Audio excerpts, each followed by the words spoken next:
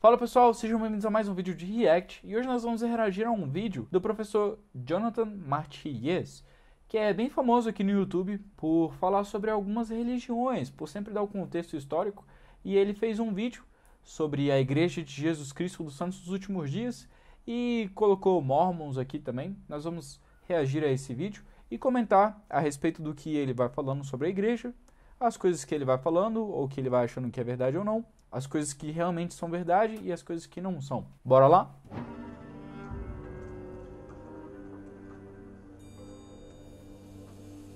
Sejam muito bem-vindos a mais um vídeo da série História do Cristianismo aqui do canal, em que hoje iremos conhecer a origem dos Mormons, ou mais especificamente, da Igreja de Jesus Cristo dos Santos dos Últimos Dias. Pois é, muito obrigado, professor Jonathan. Ele realmente é um professor mesmo, ele foi atrás e realmente viu que o nome correto é a Igreja de Jesus Cristo dos Santos dos Últimos Dias. Parabéns, realmente esse é o nome correto da igreja. Que é uma denominação religiosa que contém mais de 17 milhões de membros ao redor do mundo e está intimamente relacionada com a história dos Estados Unidos e especialmente com o desenvolvimento do estado americano de Utah. A Igreja de Jesus Cristo dos Santos dos Últimos Dias, que muitas vezes é abreviada como Santos dos Últimos Dias, ou então apenas como a Igreja Sud, ela foi fundada por Joseph Smith, especificamente no dia 6 de abril de 1830, durante o período histórico do protestantismo norte-americano, conhecido como o Segundo Grande Despertar. Interessante aqui. Tá tudo muito correto até então, mas a igreja não foi fundada por Joseph Smith, só um adendo, né? A igreja foi restaurada por Joseph Smith. A Igreja de Jesus Cristo foi fundada por próprio Jesus Cristo aqui na Terra. Ela só foi restaurada por Joseph Smith. Tirando isso até aqui, tudo certo. Vamos lá. Que foi um momento em que houveram diversos reavivamentos religiosos, com reuniões a céu aberto e pregações bastante emotivas, que acabaram desencadeando alguns importantes novos movimentos, como é o caso, por exemplo, além dos Santos dos Últimos Dias, também do movimento milerita e dos adventistas do sétimo dia, que nós já estudamos em vídeos anteriores aqui do canal. Agora, especificamente sobre Joseph Smith, que fundou a Igreja dos Santos dos Últimos Dias, restaurou. Ele nasceu no dia 23 de dezembro de 1805, no estado americano de Vermont. Em 1816, ele se mudou com sua família para a região oeste do estado de Nova York, onde Smith afirma ali ter experimentado uma série de visões. Segundo Smith, a primeira destas visões ocorreu em 1820, quando ele viu dois personagens que ele afirmou serem Deus Pai e Jesus Cristo, que teriam então perdoado seus pecados e lhe instruído que todas as igrejas de sua época estavam todas corrompidas. E posteriormente, no dia... Não só as da época de Joseph Smith, mas como as antes dele nascer também estavam erradas. No dia 21 de setembro de 1823, Smith afirma ter sido visitado por um anjo chamado Moroni, que lhe informou sobre a colina Cumorah, perto de sua casa, onde estariam enterrados um livro feito de placas de ouro, além de um peitoral e duas pedras de vidente, que estariam emolduradas ali à semelhança de um par de óculos, com as quais ele iria utilizar então para traduzir esse livro. E aqui é válido abrir um parêntese sobre essa ideia relacionada às pedras de vidente, que eram práticas muito comuns no início do século XIX. Haviam muitas pessoas que utilizavam pedras lisas, que geralmente eram encontradas em rios ou então em poços, para realizar adivinhações, profecias ou caça a tesouros. E, inclusive o pai de Joseph Smith, ele também utilizava dessas pedras de vidente na tentativa de encontrar tesouros perdidos. E foi essa cultura popular mágica que influenciou a ideia das pedras de vidente que serviriam então para traduzir as placas de ouro. Então, fechando esse pequeno parêntese e continuando a nossa história, segundo Joseph Smith, embora o anjo Moroni tenha lhe informado sobre as placas de ouro no ano de 1823, foi somente 4 anos depois, no dia 22 de setembro de 1827, que o anjo Moroni finalmente lhe permitiu encontrar essas placas de ouro. E também ele informou que não deveria mostrar as placas a ninguém, mas que deveria apenas traduzir com a ajuda das pedras de vidente e logo na sequência publicar a tradução como um livro. E para realizar esse trabalho, Joseph Smith contou com a ajuda de Martin Harris, que era um rico proprietário de terras de Palmyra, em Nova York, que lhe serviu como o primeiro escriba. Então, para traduzir as placas, Smith colocava uma pequena cortina entre ele e Martin Harris, onde Smith ficava de um lado, ditando o texto, enquanto que do outro ficava Harris escrevendo o que Smith iria ditando. Então, Smith ditava ao olhar ali através dessas pedras de vidente. Elas poderiam ser a semelhança de um par de óculos, ou então através de uma pedra de vidente marrom que ele colocava dentro de um chapéu, onde ficava olhando e ditando o texto. Apenas o ditado do livro ele acabou parando quando Martin Harris perdeu 116 páginas manuscritas que, segundo Smith, eram impossíveis de serem reproduzidos novamente. E com isso, então, o ditado do livro foi retomado somente mais tarde. Aqui abre um adendo, né? Foi um pedido próprio do senhor. Falou que ele não... para deixar aquelas páginas para lá, pois tinha se perdido, né? Ele ficou um tempo sem traduzir, porque ele desobedeceu uma ordem de Deus, que falou que ele não era para ele emprestar essas páginas para Martin Harris. E ele emprestou. E aí, por conta disso, ele ficou um tempo sem traduzir, mas depois ele voltou. E o mandamento foi que ele não retraduzisse tudo, mas que ele continuasse dali para frente. A partir de fevereiro de 1829. Primeiramente com a ajuda de Emma, a esposa de Smith, que ele serviu então como segundo escriba, e posteriormente, a partir de abril, com a ajuda de Oliver Cowdery, com o qual Smith então finalmente concluiu o seu trabalho ao final de julho de 1829. E posteriormente, ele publicou então a tradução das Placas de Ouro como o Livro de Mormon, no dia 26 de março de 1830, em Palmyra, no estado de Nova York. Agora, especificamente sobre o Livro de Mormon, ele possui esse nome porque o texto afirma que foi organizado e desenvolvido principalmente por um profeta historiador chamado Mormon. E quando nós observamos o conteúdo dessa obra, nós podemos notar que ela está organizada em 15 divisões principais, que são chamadas de primeiro e segundo livro de Nefe, livro de Jacó, Enos, Jarom, Omni, Palavras de Mormon, livro de Mosias, Almá, Elamã, terceiro e quarto livro de Nefe, livro de Mormon, Éter e livro de Moroni. Todos esses livros afirmam registrar as histórias e as visões de antigos profetas que viveram no continente americano, desde Jared e seus companheiros, que teriam vindo à América ainda nos tempos da Torre de Babel, então ali por volta do ano 3000 antes da Era Comum, passando por Nefe e seu grupo, que teriam migrado para o continente americano após a queda de Jerusalém, no século VI antes da Era Comum, indo até o século V da Era Comum com o profeta Moroni. Teria sido glorificado como um anjo e seria o mesmo anjo responsável por revelar a localização das placas de ouro a Joseph Smith. E a obra como um todo também apresenta a história de 4 povos que haviam sido formados a partir dos grupos desses profetas imigrantes, que eram inicialmente os Jareditas, descendentes de Jared, posteriormente os Nefitas e Lamanitas, que eram descendentes de Nefe e seu grupo, e os Mulequitas, descendentes de Mulek, que seria filho de Zedequias, rei de Judá. E a obra também menciona como um dos pontos mais importantes de todo o livro de Mormon a aparição de Jesus Cristo no continente norte-americano e seus ensinamentos ao povo nefita, que teria ocorrido ali por volta do ano 34 da Era Comum, logo após a morte e a ressurreição de Jesus. Então, em resumo, o livro de Mormon ele pretende registrar aproximadamente 3.500 anos de história que estariam intimamente relacionadas com a história norte-americana pré-colonial e também as histórias bíblicas, e que também ali conteria outras importantes revelações de Deus, que seriam complementares ao conteúdo já encontrado na Bíblia.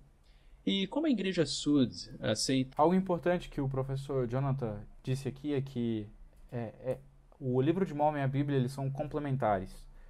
O livro de Mormon não tenta ser melhor que a Bíblia ou nem diz que é melhor que a Bíblia. Eles são complementares. Os dois juntos estão no mesmo nível. Entendeu? Isso eu achei legal da parte dele. Ele falou que realmente acreditamos. São livros complementares. A autoridade do livro de Mormon como uma escritura sagrada canônica, que seria então suplementar a Bíblia, é por essa razão que os santos dos últimos dias comumente são chamados simplesmente de Mormons, porque eles adotam o livro de Mormon como um outro testamento de Jesus Cristo. E nesse momento é válido abrir mais um parêntese para entendermos qual é a perspectiva dos historiadores a respeito do conteúdo dessa obra. Então, com exceção dos próprios santos dos últimos dias, que acreditam que o livro de Mormon contém relatos autênticos sobre os antigos povos norte-americanos, já os historiadores entendem que essa obra é completamente fictícia e que foi inventada pelo próprio Joseph Smith. Os historiadores, entre aspas, porque há uma divergência dentro do mundo acadêmico que há historiadores que realmente acreditam que o livro de Mormon é verdadeiro E tem há provas disso, de que o livro de Mormon realmente é verdadeiro, e há historiadores que acham que não é um livro verdadeiro, como você disse, é um livro que foi inventado pelo Joseph Smith. Mas a Bíblia sofre os mesmos ataques também. Tem gente que acredita que a Bíblia não é verdadeira, não é um livro sagrado. Isso dentro do mundo acadêmico. E tem outros historiadores que acreditam que ela é um livro sagrado, que foi realmente escrito por aqueles que dizem escrever. Então, a Bíblia sofre os mesmos ataques que o livro de Mormon também. Primeiramente porque a tradução de um artefato antigo, ela não pode ser realizada observando uma pedra mágica dentro de um chapéu. Segundo, porque não existe qualquer prova arqueológica da existência dos povos jareditas, nefitas, lamanitas e molequitas. E essa ideia de que os povos indígenas... Na verdade, já existem algumas provas arqueológicas, existem essas provas, e tá lá no mundo acadêmico. É só procurar, pesquisar um pouquinho mais que você vai achar. Nós temos até alguns vídeos aqui que são evidências históricas do livro de Mormon. Se vocês quiserem assistir depois, a gente vai colocar o card em algum lugar aqui. Vão lá e confiram por vocês mesmos. Seriam em parte descendentes dos antigos hebreus, era uma ideia bastante comum nos tempos de Joseph Smith, e nós já encontramos até mesmo ela sendo explorada em obras anteriores ao livro de Mormon, como é o caso, por exemplo, da obra View of the Hebrews, que foi desenvolvida ainda em 1823 e talvez pode ter sido utilizada como uma fonte de inspiração para o desenvolvimento do livro de Mormon. Vamos deixar aqui um card que mostra como essa obra não foi, na verdade, inspiração para escrever o livro de Mormon. Tem um outro vídeo aqui que explicamos, mas esse vídeo é em inglês, que explica um pouquinho sobre o que essa obra não foi, na verdade, não foi usada como inspiração para a tradução do livro de Mormon. Além disso, também, o livro de Mormon ele afirma que as placas de ouro elas foram escritas em língua egípcia reformada, sendo que não existe nenhuma evidência arqueológica ou linguística do uso da língua egípcia nas Américas, e os próprios egiptólogos discordam da existência de qualquer linguagem egípcia reformada. Aqui abre outro adendo. Não é que os nativos americanos escreviam em egípcio reformado. Já no início do livro de Mormon conta um pouco como é esse processo. Essa língua foi passada dos povos que saíram lá de Jerusalém, que é a família de Nef, e veio até as Américas, trazendo esse idioma e esse ensino dessas escritas e dessa língua. E foi passando de geração em geração para as pessoas que possuíam as placas de ouro para fazer os registros do livro de Mormon. Então, dentre esse povo, que eram os nefitas, uma parte os lamanitas estavam com o livro de Mormon, eles tinham essa linguagem e eles escreviam, as pessoas que eram autorizadas a escrever nas placas de ouro, escreviam em egípcio reformado. Totalmente desconhecida em egiptologia. E a linguagem do livro de Mormon ela é muito semelhante à da Bíblia King James, o que indica que Joseph Smith usou seu próprio conhecimento da versão King James e o estilo de linguagem que é empregado nela para desenvolver o livro de Mormon. Aqui abre outro adendo. Joseph Smith, na época, ele não tinha instrução nenhuma. Ele foi um profeta chamado por Deus e preparado por Deus. Mas ele não tinha capacidade de escrever, ele não tinha capacidade acadêmica, talvez tentar fazer algo semelhante à Bíblia. Então, na época, o Joseph Smith era apenas um fazendeiro ali. Então, esse argumento não faz tanto sentido assim. O livro de Mormon foi traduzido por inspiração divina, por isso que é falado isso, né? Porque Joseph Smith não tinha capacidade de escrever. Ele não tinha essa capacidade acadêmica para isso. Apenas Deus poderia ajudá-lo nessa tarefa, né? E a obra também contém a menção de diversos animais, plantas e tecnologias que são totalmente anacrônicas ao período anterior à colonização europeia. E também um outro ponto que é muito importante e que denuncia aos historiadores que o livro de Mormon é uma obra claramente fictícia, é que, posteriormente, Joseph Smith também realizou uma suposta tradução de alguns papiros egípcios que foram adquiridos pelos Santos dos Últimos Dias em 1835, e que ele afirmava conterem os escritos do próprio Abraão, enquanto ele estava ali no Egito. E essa tradução de Joseph Smith até mesmo deu origem ao livro de Abraão. Também foi aceito como uma escritura canônica pela Igreja Sud e passou a fazer parte da obra Pérola de Grande Valor, que nós também encontramos canonizada na Bíblia Mormon, fazendo parte ali das obras... Não é uma Bíblia Mormon, né? Nós acreditamos na Bíblia também. Quando fala assim, parece que a gente tem uma Bíblia nossa, né? Mas nós acreditamos na Bíblia e acreditamos no livro de Mormon também. No entanto, esses papiros egípcios que foram utilizados por Joseph Smith, eles foram redescobertos no ano de 1966. E a partir do ano de 1968, quando diferentes egiptólogos das universidades de Chicago, Brown e ainda outros institutos examinaram e traduziram esses materiais, eles concluíram que esse documento, na verdade, faz parte do Livro da Respiração de Or, de um papiro datado do século II antes da Era Comum, no período ptolemaico, e que não possui absolutamente nenhuma relação com o personagem bíblico Abraão. Então, assim como o livro de Abraão é uma obra completamente fictícia, o livro de Mórmon também é entendido pelos historiadores como uma obra totalmente fictícia. É o que eles dizem, na verdade, né? Porque há outros estudos que realmente provam que a obra de Abraão realmente foi escrita por Abraão. Então, há alguns debates a respeito da veracidade dessas coisas, assim como há debates a respeito da veracidade das escrituras e dos registros que tem na Bíblia também. Então, fica aí o debate, né? Sem qualquer respaldo na realidade histórica do passado norte-americano e pré-colonial. E já em relação à autenticidade das placas de ouro, embora existam dois grupos de homens que afirmam ter testemunhado a existência das placas, um primeiro grupo composto por 3 testemunhas, que incluía Oliver Cowdery, e outro por 8 testemunhas, infelizmente, segundo Smith, após ele finalizar a suposta tradução do livro de Mormon, na verdade, ele mesmo que inventou, o anjo Moroni teria escondido novamente as placas de ouro, o que acaba dificultando em muito o trabalho dos especialistas em estabelecer a veracidade desse artefato. Então nós não sabemos se as placas... Assim como a Arca da Aliança também, né? Foi retirada da terra, então, que é dito dentro das escrituras da Bíblia, né? Que existia uma Arca da Aliança, que ninguém nunca mais a encontrou.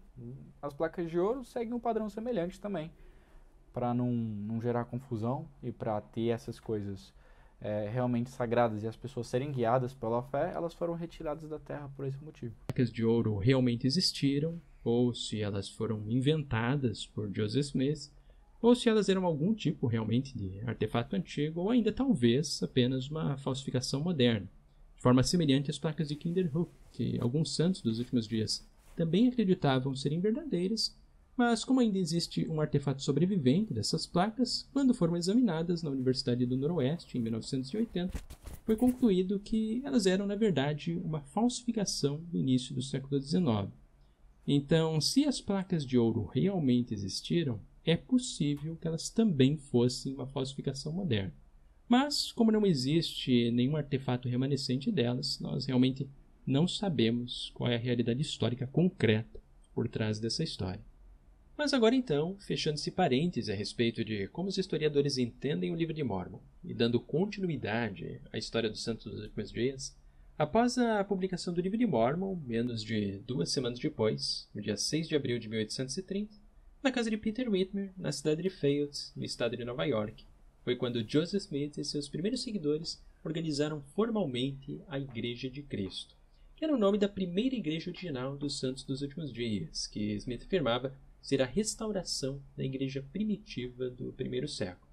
E no ano seguinte, em 1831, Smith mudou a igreja para a cidade de Kirtland, no estado de Ohio, e se tornou lugar sede até o final de 1837. Vale ressaltar que essas mudanças foram feitas por conta da perseguição religiosa que existia naquela época, né? Então não foi só, vamos mudar para cá, não. Os membros da Igreja de Jesus Cristo estavam sendo perseguidos por acreditarem em Jesus Cristo. Estavam sendo perseguidos e estavam andando por esses estados aí em busca de refúgio, né? Quando eles mudaram então a sede para Far West, em Missouri. Agora, um dos primeiros princípios que Smith tentou colocar em prática de forma muito semelhante à igreja de Atos dos Apóstolos, que foi uma ideia que nós encontramos ali em Atos capítulo 2, versos 44 a 45, que afirma que todos os que tinham abraçado a fé reuniam-se, punham tudo em comum, vendiam suas propriedades e bens e dividiam-nos entre todos, segundo as necessidades de cada um. Que é uma ideia que Smith tentou empregar através da lei da consagração, que ele afirma ter recebido através de uma revelação divina no dia 9 de fevereiro de 1831. A lei da consagração, só para vocês ficarem situados aí, é só uma lei maior do que já existia e que existe hoje em dia, que é o dízimo, né? Então, o dízimo é uma preparação para a lei da consagração. O dízimo 10% daquilo que nós recebemos pertence ao Senhor. Está escrito lá na Bíblia, né?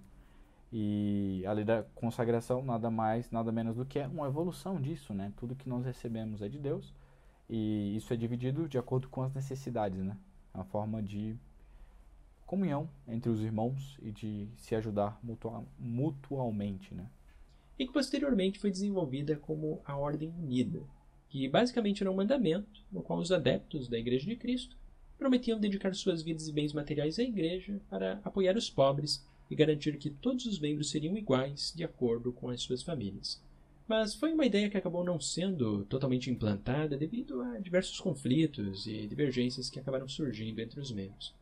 E um outro princípio teológico também muito importante para os primeiros santos dos últimos dias era que a Nova Jerusalém bíblica seria construída nas Américas, que é uma crença que foi estabelecida ainda durante o desenvolvimento do livro de Mórmon, ali no capítulo 13 do livro de Éter, que Smith tentou colocar em prática a partir do dia 20 de julho de 1831, quando ele identificou a Nova Jerusalém com o condado de Jackson, no estado de Missouri, e começou então a enviar colonos mormons para estabelecer ali a cidade de Sião.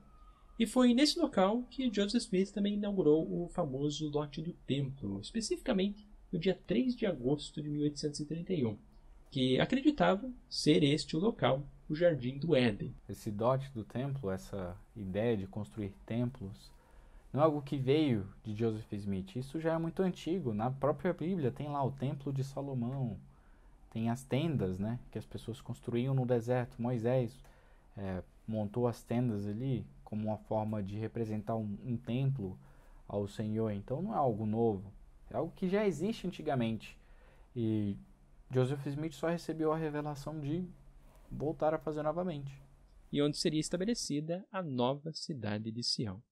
No entanto, essa ideia também não foi implantada com sucesso devido a diversos conflitos que houveram entre os santos dos últimos dias e os moradores locais ali do estado de Missouri, em que alguns grupos mais violentos chegaram até mesmo a destruir a gráfica local que os mormons tinham colocado ali e até mesmo incendiar a casa de residências mormons, o que fez com que quase todos os santos dos últimos dias tivessem de abandonar o condado de Jackson ainda em 1833 e se estabelecessem então, fugindo dali em outros condados próximos, até serem completamente expulsos do estado de Missouri em 1839. Realmente, os membros da igreja foram muito perseguidos nessa época e ainda são hoje em dia, né? Então, foram sendo separados e até dizimados por conta dessa perseguição nessa época, né? Bem triste. Ainda em 1834, Smith organizou uma milícia em Kirtland, que ficou conhecida como o Acampamento de Sião, para marchar em direção ao Missouri e tentar resgatar essas antigas propriedades que os mormons haviam perdido. Mas esse esforço ao final acabou não demonstrando sucesso e os santos dos últimos dias então desistiram e retomaram as suas antigas posses. E Smith concluiu por conta disso que os santos dos últimos dias foram incapazes de estabelecer a nova Sião em consequência de suas transgressões e a incapacidade de desenvolverem plenamente a lei da consagração que havia então apresentado anteriormente. E um ponto importante é que, nesse momento histórico, a violência era de fato tão grande contra a nova religião mórmon que, um pouco antes desses acontecimentos, na noite do dia 24 de março de 1832, uma multidão acabou invadindo a casa de Smith, em Kirtland, arrastando ele para fora, o espancaram, arrancaram boa parte de sua roupa, inclusive tentando forçar Smith a tomar veneno, e derrubaram em cima dele alcatrão e penas, deixando Smith jogado no chão, em um estado tão deplorável que parecia que ele estava quase morto. E na confusão, inclusive... Isso realmente aconteceu, bem triste, né? Como a perseguição religiosa, o que as pessoas são capazes de fazer por conta do diferente, né? Com preconceito por causa do diferente, cometerem esse tipo de crime, né? Bem triste isso. E o filho adotivo de Smith, chamado Joseph Murdoch Smith, que era apenas um bebezinho de 10 meses, ele foi jogado no chão e acabou falecendo 5 dias depois. O que demonstra que a violência contra os primeiros mormons e o preconceito que eles tiveram de enfrentar no início do movimento foi realmente muito grande.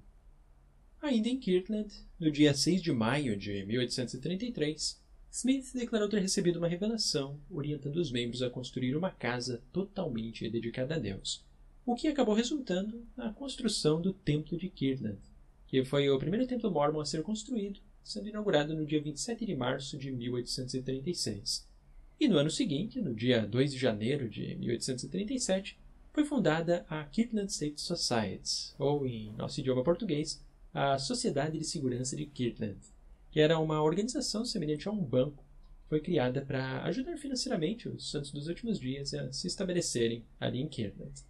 No entanto, por uma série de razões, que incluiu a grande crise econômica dos Estados Unidos, que afetou a nação justamente nesse ano, em 1837, a Kirtland Safety Society acabou rapidamente falindo, ainda em novembro, e alguns membros simplesmente decidiram abandonar a igreja, enquanto que outros foram excomulgados por serem acusados de má administração das finanças.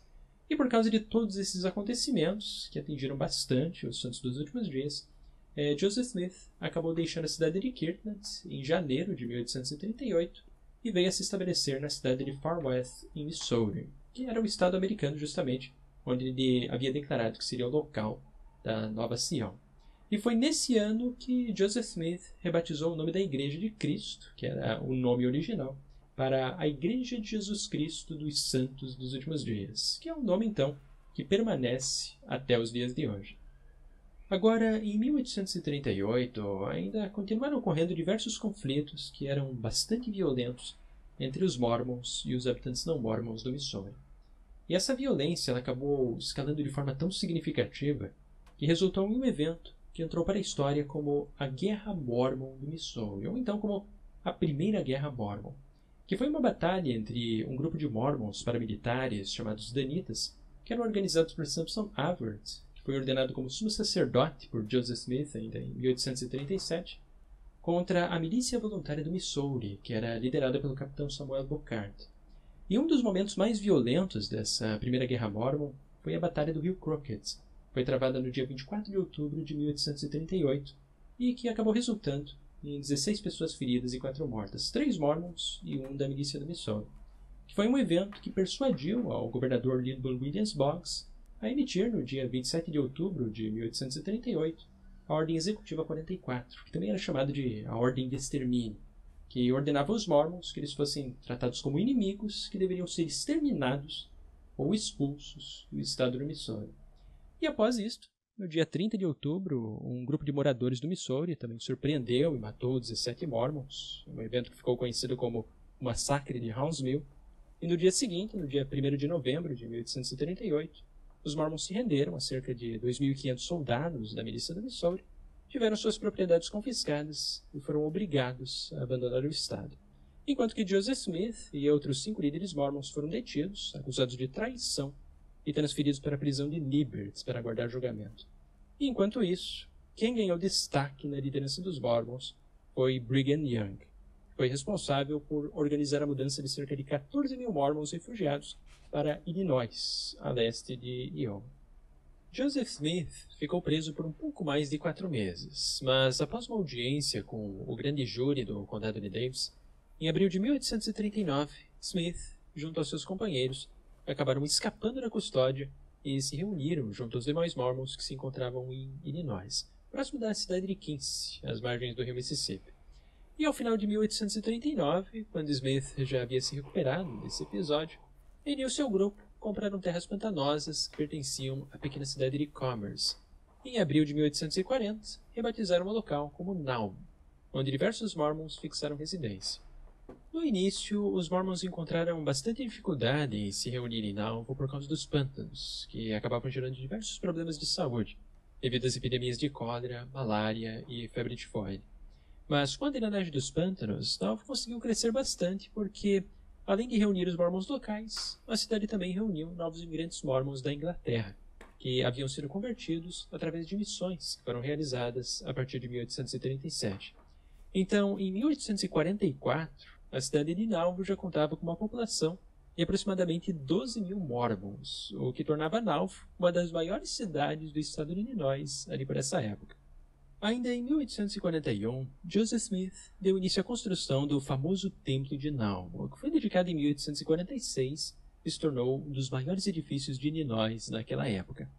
E no dia 15 de março de 1842, Smith e vários santos dos últimos dias, que eram mais proeminentes, tornaram-se maçons e fundaram uma loja maçônica em Nauvoo, que acabou inspirando vários rituais que os mormons realizam até os dias de hoje. Na verdade, aqui não acabaram inspirando alguns rituais, não. Na verdade, essa associação de Joseph Smith com os maçons foi em busca de segurança, né? Em busca de aliados para lutar contra essas perseguições que existiam na época, né? Foi por isso que... Mas esses ritos e esses símbolos que dizem que temos dos maçons, na verdade não foi dessa época já. Na verdade, isso só foi restaurado do que realmente existia, né? Então, Joseph viu que existiam alguns símbolos lá, ele foi atrás e viu que existiam alguns ritos no Antigo Testamento e só foram restaurados, nada mais. E também foi em Nauvoo que Smith desenvolveu uma série de novas práticas mormons que eram tanto controversas, como o batismo pelos mortos e especialmente a instituição do casamento plural. Vamos começar então pelo batismo pelos mortos. Isso está na Bíblia, é algo que já existia antigamente, então é algo que está na Bíblia, então não foi Joseph Smith que criou isso. E o casamento plural também está lá nas escrituras, então não é algo que veio de Joseph Smith.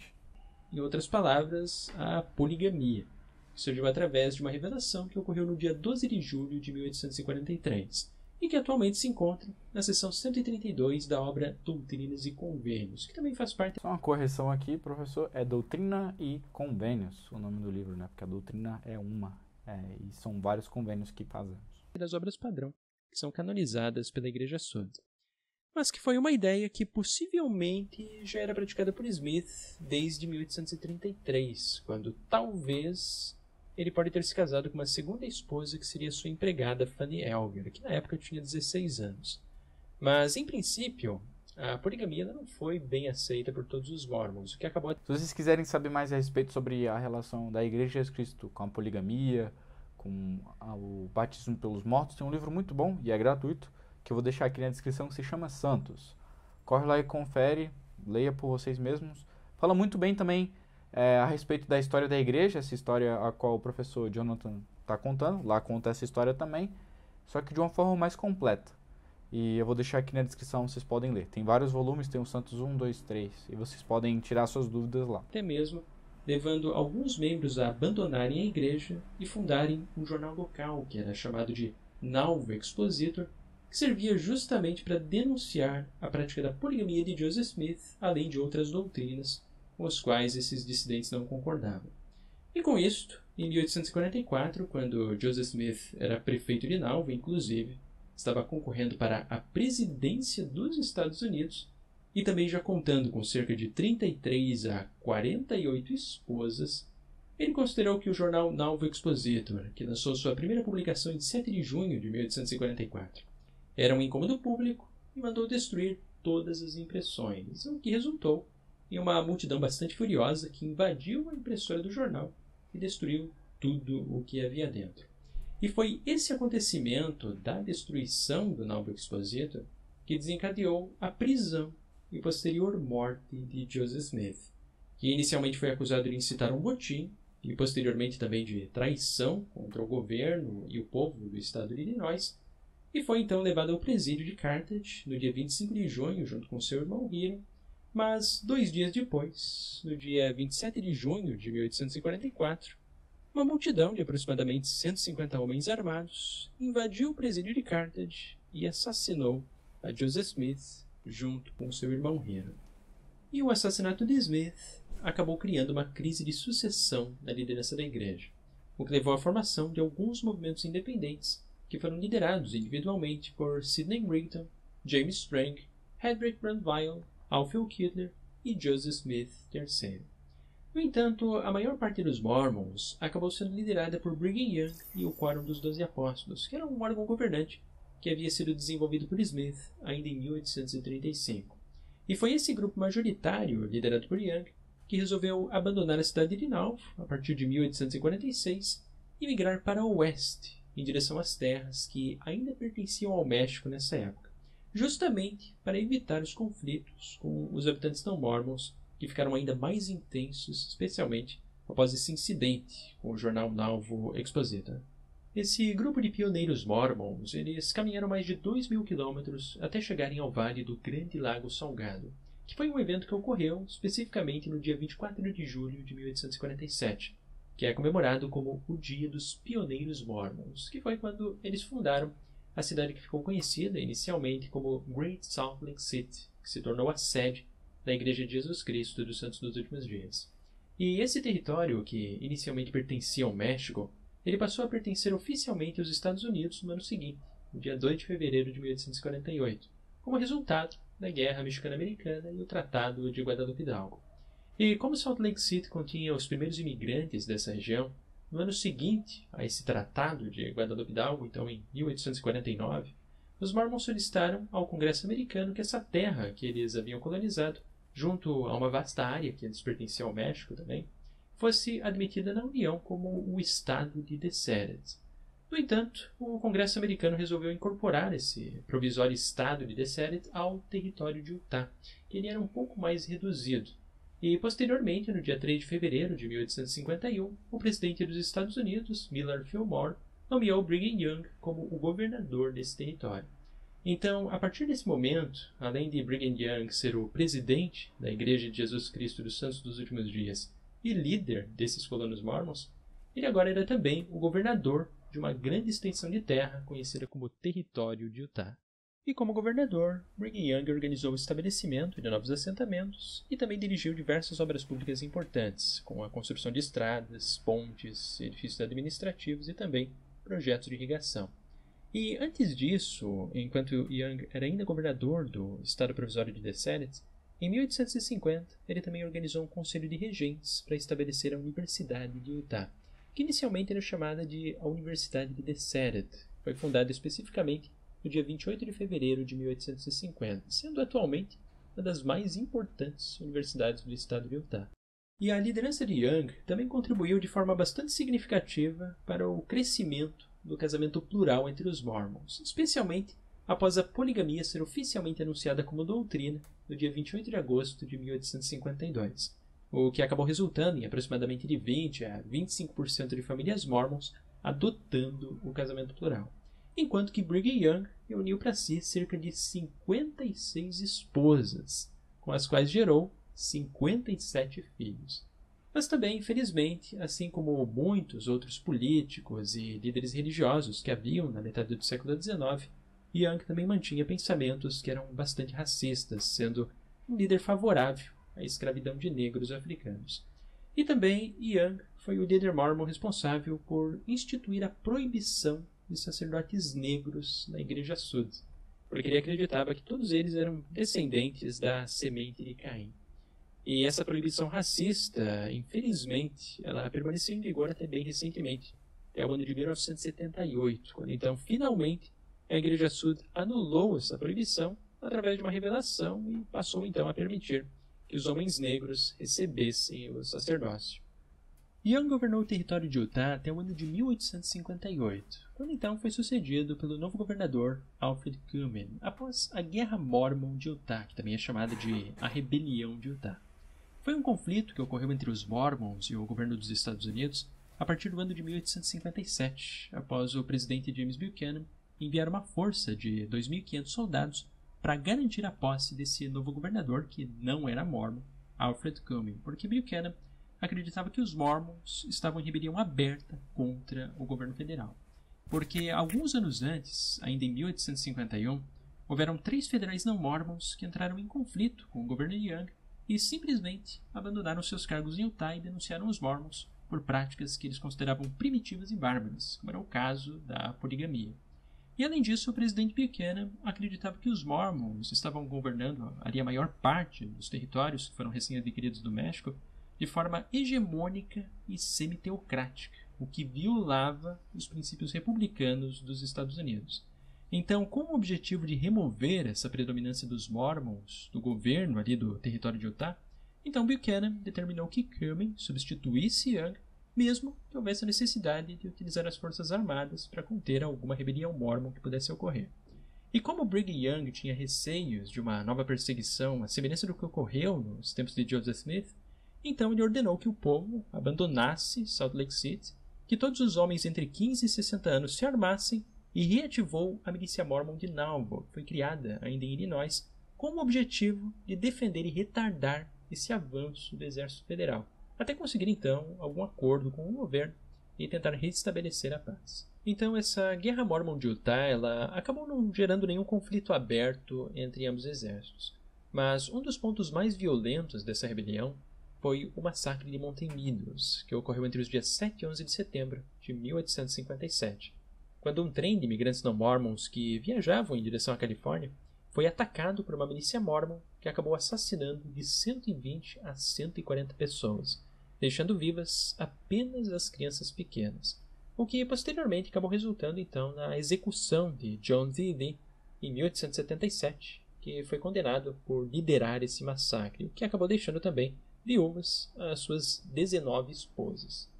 E essa Guerra de Utah ela finalmente terminou em julho de 1858, quando o presidente James Buchanan enviou uma comissão de paz que ofereceu perdão gratuito aos mormons caso eles se submetessem à autoridade do governo federal, o que resultou então na posse de Alfred Cumming como governador do território de Utah e no retorno gradativo dos mormons a Salt Lake City, enquanto que o exército federal ainda permaneceu no território de Utah até o ano de 1861, quando eles foram chamados para servir na famosa Guerra Civil Americana, que foi de fato um dos conflitos mais mortais da história dos Estados Unidos, entre a União, liderada pelo famoso presidente Abraham Lincoln, e os Estados Confederados, que eram presididos por Jefferson Davis. A presidência de Brigham Young na Igreja de Jesus Cristo dos Santos dos Últimos Dias durou até a sua morte em 29 de agosto de 1877, e ele foi sucedido, alguns anos depois, por John Tyler, que se tornou o terceiro presidente da igreja a partir do dia 10 de outubro de 1880. Tyler foi responsável por supervisionar a crescente expansão de Salt Lake City, sendo que foi em sua presidência que o famoso e icônico Templo de Salt Lake City foi dedicado, no dia 6 de abril de 1893. E ele também contribuiu com a organização da Igreja Sud e o estabelecimento de novas colônias mormons. E a sua presidência também se destacou por defender abertamente o casamento plural, que era uma ideia que era cada vez mais difícil de ser colocada em prática ali ao final do século XIX, porque o governo federal desenvolveu diversas leis que proibiam a poligamia, o que resultou até mesmo na prisão de diversos mormons que praticavam a poligamia. E posteriormente, com a morte de John Tyler, em 25 de julho de 1887, quem assumiu a presidência da igreja foi Wilford Woodruff, que se tornou o quarto presidente a partir do dia 7 de abril de 1889. E a sua liderança se destacou especialmente pelo Manifesto de 1890, que é uma declaração que desaconselha oficialmente qualquer futuro casamento plural na Igreja Sud, que era uma prática que, inclusive, acabava impedindo que o território de Utah fosse admitido como um estado pelo governo dos Estados Unidos. E com isso, então, gradualmente a prática da poligamia foi sendo abandonada pelos mormons. E Utah foi finalmente admitido como o 45º estado pela União no dia 4 de janeiro de 1896. Ao longo do século XX, a Igreja de Jesus Cristo dos Santos dos Últimos Dias ela se expandiu ao redor do mundo e finalmente chegou ao Brasil no ano de 1913, através dos imigrantes mormons alemães Max e Amélie Zeff, que se tornaram os primeiros membros da Igreja Sud no Brasil. E, posteriormente, com a chegada de novos imigrantes e missionários mormons, no dia 14 de abril de 1929, na cidade de Joinville, em Santa Catarina, que é a minha cidade natal, próximo de São Francisco do Sul, onde eu moro atualmente, onde ocorreu o primeiro batismo mormon no Brasil. E 2 anos depois, no dia 25 de outubro de 1931, foi dedicada a primeira capela de propriedade da Igreja Sud no Brasil, também na cidade de Joinville. E após quase 100 anos, atualmente o Brasil é o terceiro país do mundo com o maior número de mormons, hoje contando com mais de 1.300.000 membros aqui no Brasil, ficando atrás apenas dos Estados Unidos e do México. E ao redor do mundo, a Igreja de Jesus Cristo dos Santos dos Últimos Dias, que foi liderada por Brigham Young e centralizada então na cidade Salt Lake City, no estado de Utah, ela é a maior instituição mormon do mundo, contando com mais de 17 milhões de membros ao redor do globo. Enquanto que a segunda maior instituição mormon é a Igreja Reorganizada de Jesus Cristo dos Santos dos Últimos Dias, que em 2001 passou a ser denominada como a Comunidade de Cristo, que é um ramo mormon que foi liderado pelo filho de Joseph Smith III, que está sediado na cidade de Independence, no estado do Missouri, e conta atualmente essa instituição com mais de 250 mil membros. E também existem ainda várias outras instituições mormons menores, como é o caso, por exemplo, da Igreja de Cristo Lote do Templo, que também se encontra sediada em Independence e possui apenas um pouco mais de 7 mil membros, além de várias outras organizações, incluindo algumas que são fundamentalistas e que defendem a poligamia até os dias de hoje. E com isto, então, hoje nós compreendemos a origem dos Mormons e a história da Igreja de Jesus Cristo dos Santos dos Últimos Dias. Agradeço muito a todos os que acompanharam a mais esse vídeo da série História do Cristianismo aqui do canal. E para aqueles que possuem dúvidas ou queiram sugerir também novos temas, como vocês sabem, vocês podem escrever logo aqui abaixo na seção de comentários aqui do YouTube. Convido também a deixarem o like no vídeo para ajudar o canal a crescer e levar o conteúdo a muitas e muitas outras pessoas. E também para aqueles que apreciam os meus trabalhos aqui no YouTube, eu convido a pensarem na possibilidade de tornarem-se apoiadores aqui do canal, através da plataforma do Apoia-se. Com isso eu vou ficando por aqui e nos vemos muito em breve nos próximos vídeos aqui do canal. Parabéns aí ao professor Jonathan, se explicou muito bem. Talvez algumas informações ficaram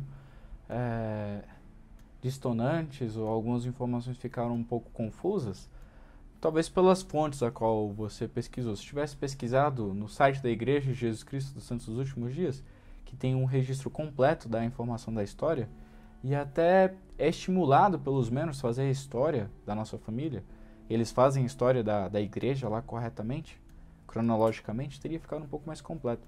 Mas tá de parabéns, o vídeo ficou quase completamente completo, ficou quase completo.